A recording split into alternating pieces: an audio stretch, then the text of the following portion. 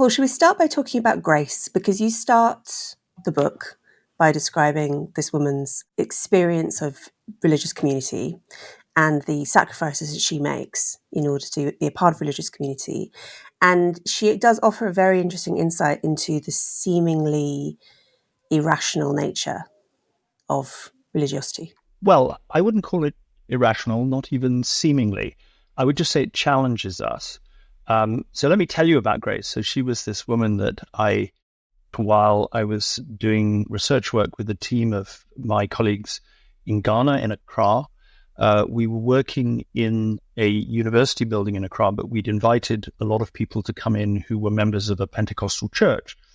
And she was among them. And we did various things that economists normally do. We give people money. We ask them to give the money to various things. And we sort of experimentally vary a number of conditions to see how that tells us how people's preferences change between the various possible destinations of their largesse. But she was somebody I talked to. She had good enough English that she could speak well to me. I mean, English was clearly one language she spoke very well. And I thought from looking at her, she was 24 years old. She was simply dressed, but elegantly dressed and quietly spoken and thoughtful. And so I thought she must have reasonable education and work for maybe a government office or a small business. And in fact, she doesn't. She walks up and down 12 hours a day between the lines of cars into Accra or one of the big freeways, backing up at the traffic lights. And she is inhaling exhaust fumes all day and being shouted at and abused by the people there. And she goes home in the evening to a little hut that she's built with her aunt, with whom she came from the country. And on Sundays, she goes to church. And we worked out that she probably gives about 12% of her very tiny income to the church. And as I say in the book, the pastor of the church, who's a very engaging, charming man, but is extremely rich, isn't shy about it at all, wants everybody to know it. And she's giving this very rich money. Now, I don't call that irrational, but I think it calls out for an explanation. And that's really the challenge with which the book begins. And I come back to her a lot because, as I hope I end up suggesting, what she's doing makes a lot of sense.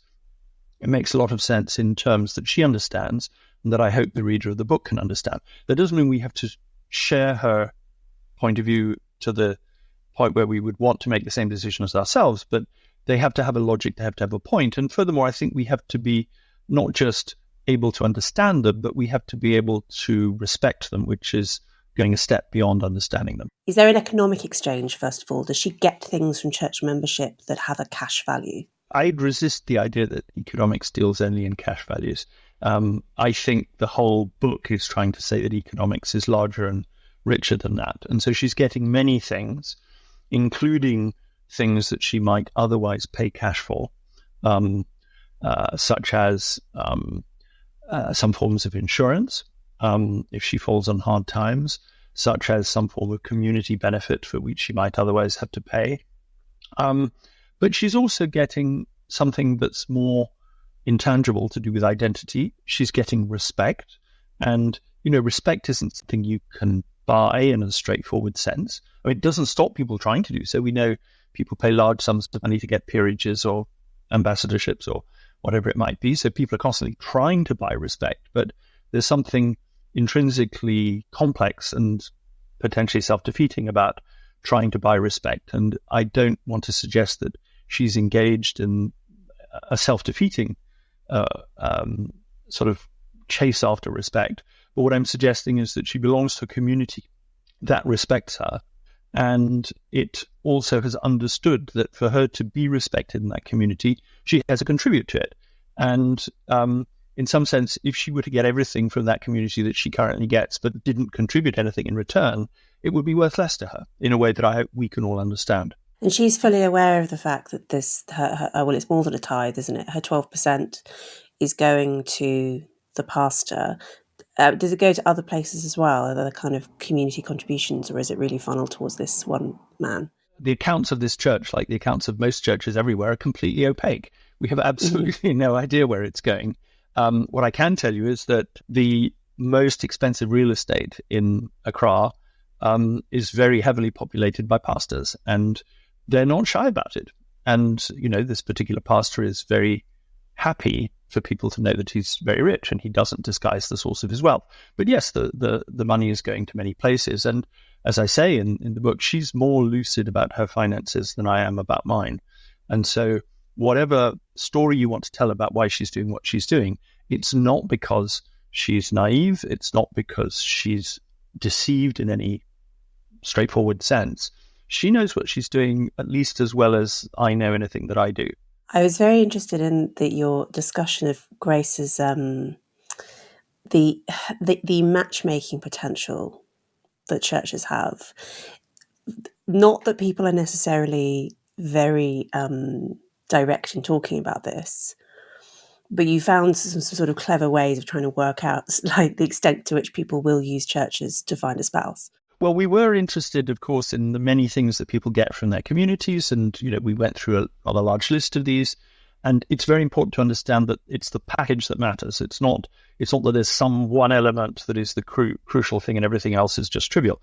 It's the package that's intrinsic and part of the story. Some people said to us, you should check out the possibility that these communities are acting, among other things, as networks for people to find marriage partners. We did ask people. We asked people a lot of questions about why they belong to the particular communities, the particular churches they belong to.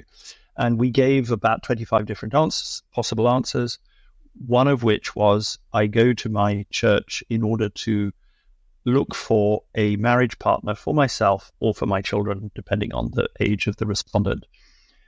And very few people ticked that. They could tick many possible answers, but less than 1 person in 20 ticked that as one of the reasons they would go to their church. But at the same time, we thought, well, maybe people aren't quite open about that. And so we tackled the question a different way. We asked them, first of all, are you married? Yes or no? Those who were married, we said, where did you meet your spouse? And a large proportion said they'd met their spouse in church. And then we asked people who were not married where they thought they might meet their spouse. And a large proportion of them listed a church as one of the possible places they would. And the really interesting thing, the clincher for me, was that among men, those who said that they expected to meet their spouse in church were more than twice as likely to have paid tithes that month than those who said they did not expect to meet their spouse in church. Now, that doesn't suggest that people are just going to church to find marriage partners. On the contrary, the kind of marriage partners they're looking for are precisely not the kind of people who would only go to church to find marriage partners. So if you go back to young Grace, she doesn't want somebody who's just coming to church because it's cheaper than signing up to a dating platform or than going to a singles bar. She's looking for a different type of person. And the kind of person she wants is somebody who can genuinely sit through these 3-hour sermons every Sunday morning, who can show up on a Sunday morning sober in a very nice suit, can show genuine interest in the moral teachings of the pastor, who can take part in the Sunday school, who can show himself entirely committed to the package that the church is offering. So, in other words, you can understand the church as a dating platform only if you integrate the fact that the kind of people who flourish on that dating platform are the kind of people for whom it's not just a dating platform. So she's filtering for conscientiousness, essentially. Amongst other things, conscientiousness, but I also think an interest in moral teachings. Lots of people in these big cities are terrified about what's going to happen to their children. They look around them, they see gangs, they see violence, they see drug abuse, they see people going off the rails, and they think, if I'm going to start a family in this jungle, I need all the help I can get. And I want to do this with a partner who is fully signed up to that. And that makes sense to me. Absolute sense. You write in the book about the popular view in the West that religion is declining, that secularisation is inevitable, and that it seems to be a very parochial view of things. I mean, thinking about somewhere like West Africa, where Grace lives, the opposite is true, right? there really is no sign of religious decline. There is maybe signs of religion shifting. You talk about the corporatization of religion, the marginalization of folk religions. So we can understand this in economic terms, right? Hence your theme. What do you think people are missing when they assume that secularization is an inevitable process? Well, let's answer that in two parts. The first thing is, what do the current data show? And the current data clearly do show a decline in most measures of religiosity in significant parts of Western Europe and North America. And there are some good reasons for that, which I spend a lot of time discussing in the book. But then there are many other countries to show the opposite. And in fact, I have some plots at the back of the book in which, I show on a horizontal axis of a graph, I show what the measures of religiosity were about 20, 30 years ago. And then I show on the vertical axis what they are today. So if you draw a 45-degree line, countries below the 45-degree line have seen declines, and countries above the 45-degree line have seen increases. And the amazing take-home message from all of those graphs is that essentially, on average, nothing happens. That's to say, there are points all over the place, above and below the line, but there are as many points above the line as below the line. And basically, there are lots of places where it's increasing, there are lots of places where it's falling, but in the world as a whole, there's no obvious decline or increase. Now, how does that fit with the story that many of us have absorbed about secularization? We go back to Max Weber, we go back to Durkheim, we go back to Marx, we go back to all of these people who say, well, there's an incompatibility between religion and, let's say, science broadly, or modernity, or whatever it might be. And I think the main thing that story misses, and it's much clearer now than it was then, although I would say in defense of all of those thinkers that they had a more subtle view of the process than is commonly attributed to them now. But the thing that was not apparent to them then was that religion was not a timeless, unchanging phenomenon. It was a dynamic economic phenomenon driven by the innovative decisions of entrepreneurs. And so, of course, if religious offerings had remained unchanged for the last century and a half, we could have expected to see a massive decline. But they haven't remained unchanged for the last century and a half. They've adapted, they've responded, they've come back with a new version of religion that is much better adapted to the particular societies in which they find themselves. And there are some places where that doesn't work. And I've suggested that North America in the early 21st century is one of them, and we can talk about why that's so. But across the world as a whole, basically religions shifted shape. It's been subject to huge amounts of innovation. And, as always in turbulent times, some of those innovations fail, some of those innovations succeed, but globally, we're seeing no overall tendency to decline. I actually think that those early thinkers have in some ways been traduced, because even Weber, with his what's often talked about as the disenchantment of the world, isn't saying we live in this utterly arid, sort of unspiritual modern world anymore, and there's nothing that religion can do for us. What he's saying is that the vibrant, rather transactional world of pre-modern religion, in which we had, spirits around doing everything for us. I mean, I couldn't go out the door without, saluting a spirit over my lintel. And then, if I wanted, I give an example in the book of, repairing a boat among the Tikopians. And, in order to repair a boat, you have to get the eel god to leave the boat so that the god who resides in the tool that you bring in to repair it can come in. And, in earlier times, you were just kind of surrounded by spirits with whom you were transacting in order to get through life. And Weber completely accurately said, the world's not like that anymore. But I don't think even Weber was thinking that, it was replaced by complete silence. I mean, Weber himself said, I am religiously unmusical. He did not say religious music doesn't exist. He just said, I'm not very good at hearing it. This apparent consistency in the amount of secularism worldwide, is it possible that it's to do with differential fertility rates across countries. So you have, yes, Europeans have become, and North Americans have become markedly more secular. They now also make up a smaller proportion of the world in terms of population size. And then you've seen population booms in places like Sub-Saharan Africa and South Asia, where people are more religious. Is that maybe what's going on? That it's more that more religious places are becoming more populous? Well, that's definitely part of the story. But, and indeed, I spend quite a lot of time saying that explains the fact that the aggregate proportions of people who declare themselves on census forms to be Christians have declined substantially in the last century or more, without it being true that Christianity is declining everywhere. It's rather that Christianity was concentrated in the year 1900 in parts of the world that were destined to grow demographically very slowly over the next century. And so once you kind of adjust for that, you see that actually Christianity's in just as good shape as Islam in terms of gaining adherence. There's, I think, there's also a second point behind your question, if I've understood it correctly, which is that maybe overall religiosity seems to be going up because of these demographic factors. Now, in the comparison I just gave you, that's not what's going on, because in the comparison I gave you about overall levels of religiosity, I talked about those figures where there's sort of points above the 45-degree line and points below. That's not what's happening, because every country is weighted one observation regardless of its population, and therefore its population growth doesn't make a difference. What's, I think, interesting is that demographic change is shifting the things that people care about.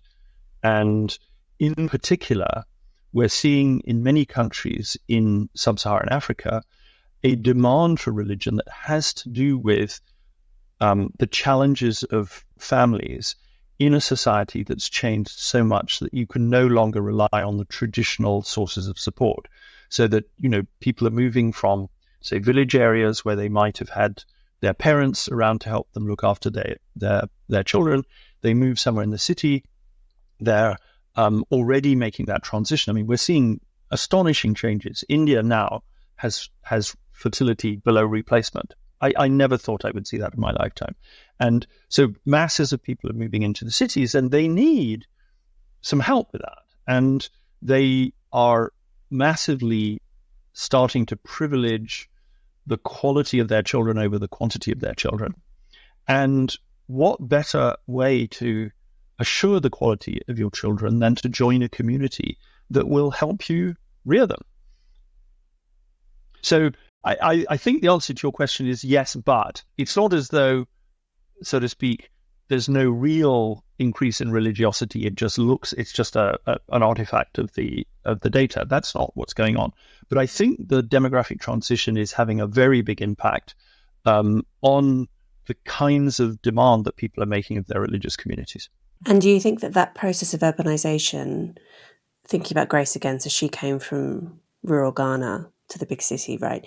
Do you think that produces this corporatization effect? The people are drawn to the big churches and away from their folk religions in the country? Yes, what seems to happen is not necessarily that they discard their folk religions from the country. Indeed, I was talking to David Parkin, an anthropologist at Oxford, about the very interesting way in which different Islamic communities sort of manage the competition between the large mosques in the cities and the other kinds of, as they might see it, competing attractions that their members face both in the city and back in their communities. So, for example, the Salafist mosques, many of which have been funded by Saudi Arabia and which are preaching this very austere and radical and fundamentalist version of Islam, are very sure that a good Muslim should not have any truck with animist practices, with faith healing, with all of the things that a person who comes into Dar es Salaam, which is where David Parkin has done his fieldwork, might be tempted to disperse their attentions. But at the same time, there are lots of other mosques whose imams take a much more sort of tolerant view. They say, well, you need to be a good Muslim. You have to pray. You have to come to the mosque. But obviously you go home and you see your parents in the villages, and of course it's a very core Islamic value to honor your parents, and you should be understanding of what your parents do, and similarly, if you have terrible back pain and you want to go to some kind of practitioner who offers to cure your back pain, who are we to judge you? And what's interesting is that people often say, well, how can there be competition between Islam and at all? How is Islam competing? Surely it's one of these top-down authoritarian religions, and that's completely wrong. There's competition going on at all levels. First of all, when people come to Dar es Salaam from the countryside, there'll be sort of stalls at the side of the road where you might have a mosque saying, come and check out our community. And on the other side of the road, there's a Pentecostal church saying, come and have a cup of tea with us and check our community out. So the competition's happening there, but it's also happening within Islam. So the different mosques are sort of pitching to people, some of them saying, look, we promise a more rigorous and more austere, a serious form of Islam. But of course, you have to understand that you have to be 100% all in committed to that. And others are saying, well, we have a vision of Islam which is much more open and which is much more tolerant of what your parents do and this kind of thing. And the competition's happening every day. And even people who sign up for one mosque may be drifting away thinking about another mosque, or maybe coming back to the original one. It's happening all the time on all sorts of margins. And that's part of what makes the phenomenon so dynamic, that none of these religious movements stand still. Many of you will know that Christianity is a subject of fascination for me, and the role of Christianity in shaping the modern world is a theme I return to again and again on the podcast. My view is that we really can't understand the world or ourselves without getting to grips with it, which is why I'm very glad to point you towards a new online course called 321. It's an introduction to Christianity that's imaginative, thoughtful, engaging. It assumes absolutely no prior knowledge. It's presented by the wonderful Glenn Scrivener, who has been a guest on the MMM podcast previously, and I've also been a guest on his show. Glenn presents 8 video-led sessions which are based around some beautiful animated stories that illustrate the Christian message. You can check it out for free at 321course.com/MMM. Just enter your email, choose a password, and you're in. There's no spam, there's no fees. Just visit 321course.com/MMM. And now onto the show. My friend Dan Hitchens, he wrote a piece for The Spectator a while ago, which you might have come across, which is quite fun, where he went to the fastest growing church in Britain and he went to the fastest declining church in Britain, and kind of gave them both a go on Sunday. And I can't remember exactly what it was, but the fastest growing church was some sort of, I think, Pentecostal African church in London. Very raucous style of worship, people deeply involved in the community, very kind of an all-encompassing church community, which demanded a lot of people and was quite theologically conservative. And then the other church was, I think, Unitarian, or it was basically, the difference was that it was extraordinarily liberal, asked nothing of people, was very politically progressive, and kind of hard to distinguish from just a meeting of the Green Party, to be honest, right? The point he was highlighting, and I know this is true in the UK, I don't know this is true elsewhere, is that actually the churches that are best at getting people through the door are actually churches which are the most demanding of people and often the most rigid and the most like the sort of the stronger source, right, actually is more attractive, it seems, at least in contemporary Britain. Is that something that we see elsewhere as well? Absolutely, yes. I mean, one of the interesting changes in the United States is not just the growth of the evangelical movement in recent years, but also some of the reasons why people turned away from the more established Protestant churches. So David Hollinger, an American historian, has a very interesting book called Christianity's American Fate, How Religion Became More Conservative, a Society More Secular.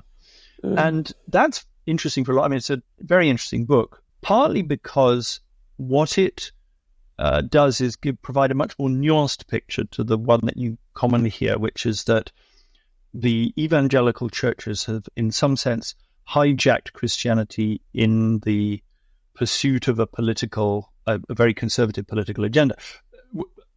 Large parts of the story are, of course, true, but Hollinger makes a very interesting additional point that part of the reason why the establishment Protestant churches declined was that they actually undertook an exercise that was perceived by many of their members as a hijacking of Christianity for political ends, but in this case, progressive ends.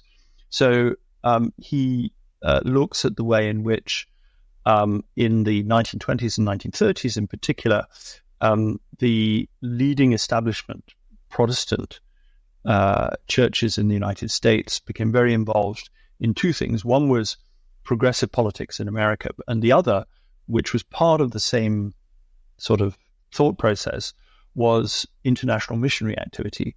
And very often the people who became the most progressive forces in America were people who'd been missionaries to parts of the world, China, India, Southeast Asia, Africa, Latin America, and who had gone out with a rather old-fashioned, somewhat imperial civilizing mission, and who'd come back with a much more complex view of the societies they were seeing, and in particular, no longer believed in the idea that it was the mission of American Christianity to spread a superior ideology to the rest of the world, but were coming back and saying, actually, the rest have something to teach us. The individuals who were convinced by that process, one can understand and sympathize with them, with their thought process, but what it looks like to the standard churchgoer in a Presbyterian or a Unitarian church back in the US was that suddenly a bunch of liberal pastors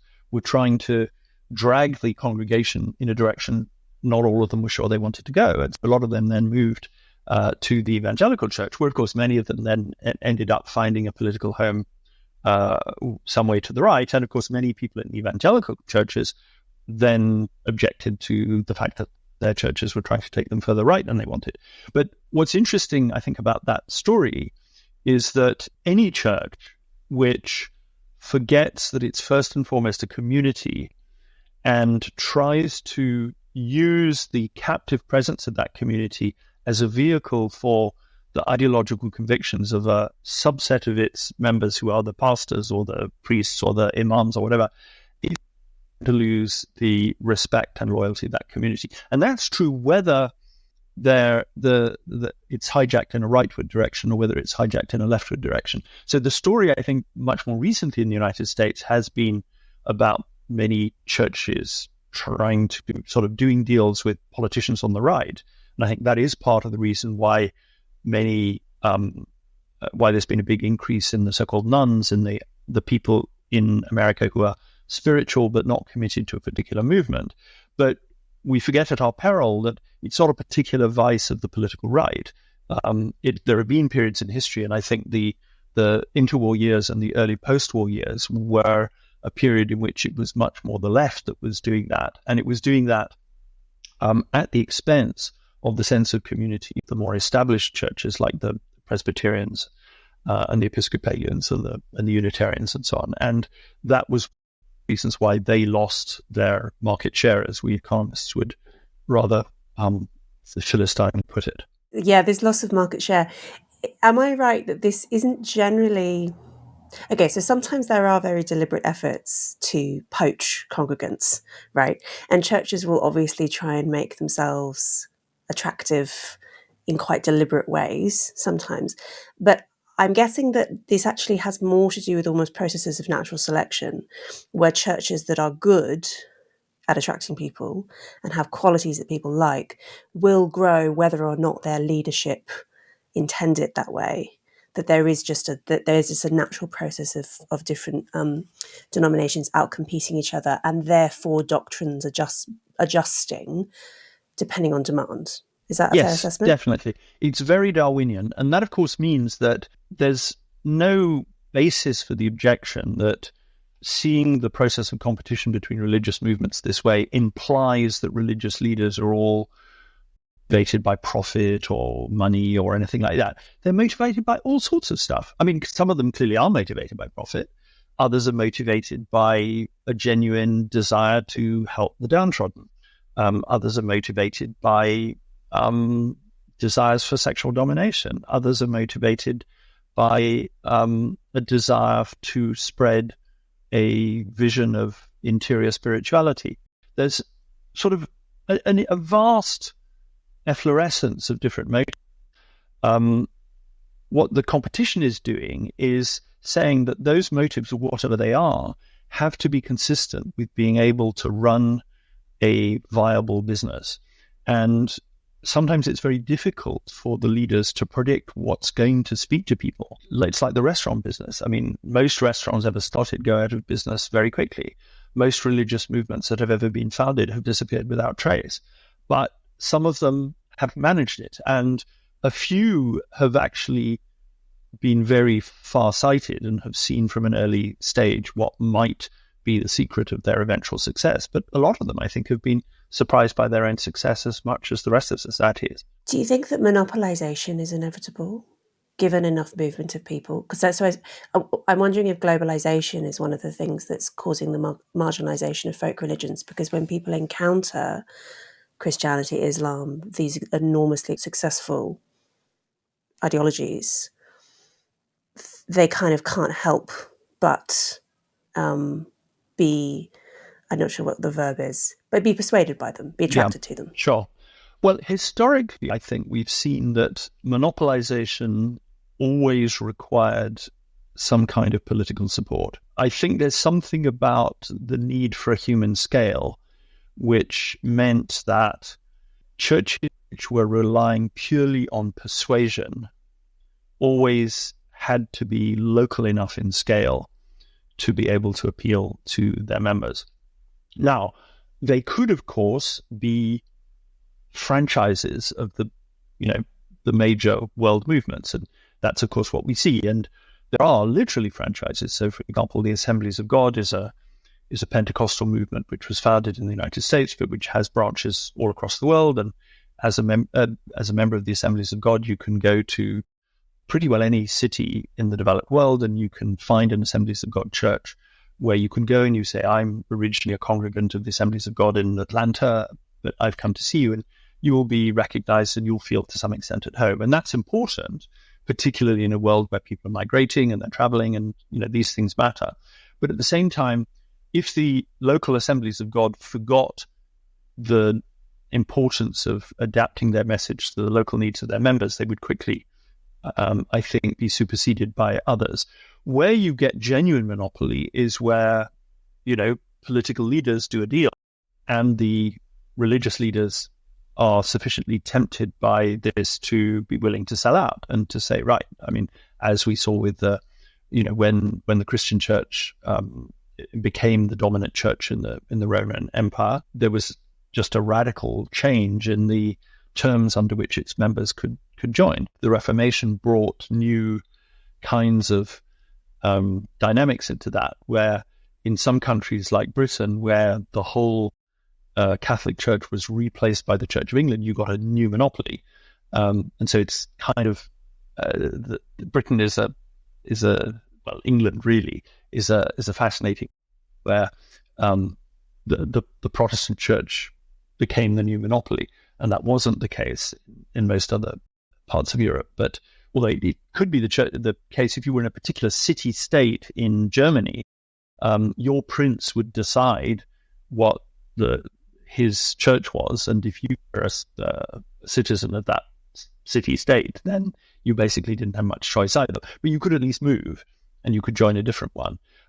So where we've seen true monopoly, in the sense of people having no choice but one, then yes, of course, there is a problem, and the monopoly can become rather distant from the needs of people.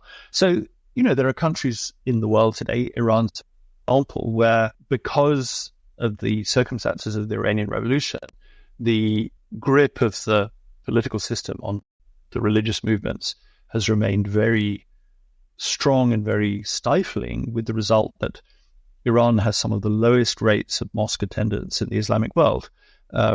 So, Iranians can't easily decide not to be Muslims, but they can decide not to go to the mosque very often. Do you notice in looking at the way that churches tend to organise themselves, is there a sweet spot in terms of size? Is there a kind of what I'm really wondering is, does Dunbar's number crop up? Do people have a tendency to organise themselves in groups of 150 or something like that? Because I've noticed often that even mega churches, which have enormous congregations, will tend to also have smaller subgroups. Do you think there's a sweet spot? What we see is churches have very different sizes. So it's difficult to get numbers. I mean, I keep saying in the book that it's frustrating working in this area because, churches are not obliged to report many pieces of information about themselves. And so you have to sort of patch together your data from different sources. And it's not like working with data on, ordinary business firms. But we do see a very large range of sizes of church. But of course, you've put your finger on the point that the notional size of the church is only one part of the interaction within it. So a very large Pentecostal church, the one that Grace goes to in Ghana, which probably has 2,500 to 3,000 people in the building on a given Sunday, Wow. Nevertheless has lots of microstructure within it, so that Grace is a Sunday school attendant, and so the Sunday school is itself quite large and divided into different subgroups, and so she's an attendant for one particular age group of pupils in the Sunday school, and that then is going to be under the watchful eye of one of the assistant pastors, and so these things are going to have a lot of structure within them. And yes, of course, you're right. Nobody goes to a church and feels a part of the community unambiguously if they're interacting with an undifferentiated mass, 500 other people.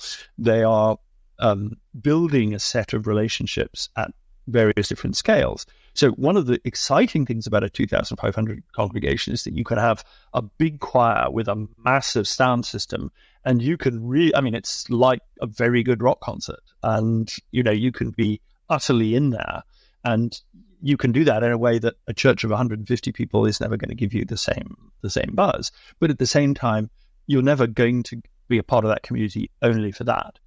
And that's, again, I think part of the general message of what I want to say is there's no one recipe. There's a whole range of different recipes for different kinds of activities. And that's why entrepreneurship is so important here, because, you have many churches that try to go big. And, we've seen repeatedly where there have been these scandals when, some pastor will have a big business empire and they'll start flying around in a private jet and so on and all of that. And then everybody discovers they're sleeping with, 25 of their disciples, and the whole sheen starts to come off it. And, that happens in secular business too, where people, their plans become grandiose, they become arrogant, they become abusive, all of these things, you see kind of everything you see in ordinary business, you see in the religion business. That doesn't make it more corrupt or more sort of unworthy of serious analysis than any other business, but it means that we should be wary of thinking that there's a single typical religious movement. There's a whole lot of them. Just as, and I think this is the point on which I'd really like to emphasize most, is that I started this research kind of looking for what is religiosity and how do religious movements cater to it. And I've ended up thinking there is no such thing as religiosity. That doesn't mean that there's no family of things that are religiosity, but religiosity is not one psychological trait. It's a family of psychological traits. And the most effective religious movements have understood that, and they cater to the separate components of our religious needs and our religious wishes and our religious preferences in a multitude of different ways. I've sometimes wondered in my less faithful moments if Christianity is sort of like the Coca-Cola of religion, in the sense that it, perhaps because of Darwinian forces, perhaps because of God's guiding hand, we'll leave that open discussion. It hits so many different psychological notes that clearly works so well for human beings, right? There are so many elements of the Christian faith which are attractive to a lot of people, and particularly through evangelization. I mean, I'm not aware of any other religion which has spread so successfully through evangelizing to the poor in particular. Okay, so no, I think you're definitely onto something. And so let me say what I agree with in that statement, and then let me come back to some things I disagree with. So Okay. You're exactly right that one of the things that Christianity did historically very effectively was to appeal to the downtrodden and the oppressed. And we see this in the very early days of the Roman Empire. As far as we can tell, Christianity appealed disproportionately to women in those early days. In fact, all of the sort of historical reports of early converts to Christianity suggested that women were very strongly represented, as were slaves and the poor. And in fact, this caused quite a lot of alarm and panic among well-to-do Romans who were all afraid that their wives were turning to this strange religion, and that it was kind of creeping into their households through the back door. And one of the reasons why this seems to have been true is that for reasons that may not have been precisely foreseen by the very early Christians, Christianity preached a moral message that restricted or restrained the behavior of men as well as of women. And that was, of course, extremely attractive. Men who, under the prevailing ethics of the Roman Empire, were basically chattels of their husbands. And just as children were, and just as slaves were. And of course, you see that even today people often ask me, how is it that so many of the evangelical churches preach a very politically conservative message about women's place being subordinate, and why are women so keen on this? And I don't think it's that surprising, because the message is not just about women being subordinate to their husbands. The message is about husbands having duties towards their wives. And if you live in societies where it's very difficult to be sure that a man who fathers your children and honor his responsibilities, belonging to a community which, sure, tells you that the husband is in some sense the source of authority over the family, but he better show up, and he had better support his children, and he had better not just pay the money for them, but he'd better be physically and morally and psychologically present for them, and he'd better be an example to them. That's a message that I'm not surprised a lot of women are very happy to hear. And so that was something that I think Christianity brought to the table in the early days of the Roman Empire that really accounted for the fantastic success with which it spread. It remains true even today, because you see, for example, in the global statistics on religiosity, you do tend to see more women than men, only by a slight margin, but it's still there. More women than men say they belong to Christian churches. But it's not true for most other religions. And at periods in the history of Christianity, it wouldn't have been true of Christianity either. So, we now think of Christianity as a religion that was really about support for the family. We think of it as being about support for the downtrodden and so on, all of which is a really important part of the message of Christianity. And not just a moral message, but also a narrative message, a story about why, if you're suffering, you're suffering. And the idea that the message was directed to the poor and the exploited and the downtrodden was something that Christianity was very good at doing. But there have been periods in the history of Christianity in which it has also been about preaching to the victorious and the violent.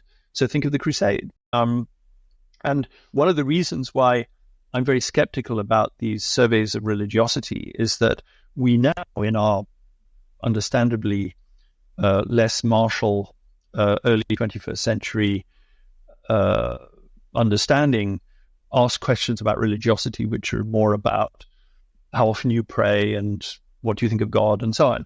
But, if we'd been asking questions about religiosity in the 13th century in Europe, we'd have been saying, are you prepared to go and smite the infidel and slaughter Turks on the battlefields of the Holy Land? And being religious would have been about being willing to do that. So that goes back again to what I said earlier about how religiosity is a bundle of very different things, and different periods in the history of Christianity have sort of highlighted different parts of that. So the main point I would disagree with, at least the way you put it originally, was that there's such a thing as an essential Christian message. The Christian message has shifted shape over the centuries in lots of different ways.